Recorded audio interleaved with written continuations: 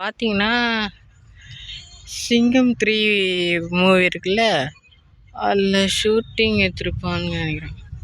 ஆமாம், அந்த இடம் தான். அந்த லாஸ்ட்டு நடுவுலையே சீனில் சூரியன் வந்து அன்சிகா கையில் செயினை காணாமல் போச்சுன்னு சொன்னால அந்த பிளேஸ் தான். இந்த சீன் தான். அந்த சில்வா தோறுக்குது பாருங்கள் பக்கத்துலேயே, அன்சிகா பக்கத்துலேயே நின்று காணாமல் போச்சுனால அது.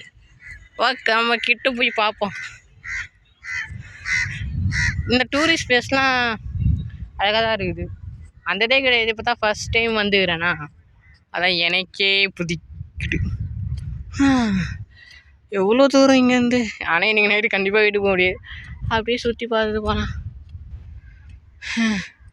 சும்மாவே தம்பி நல்லா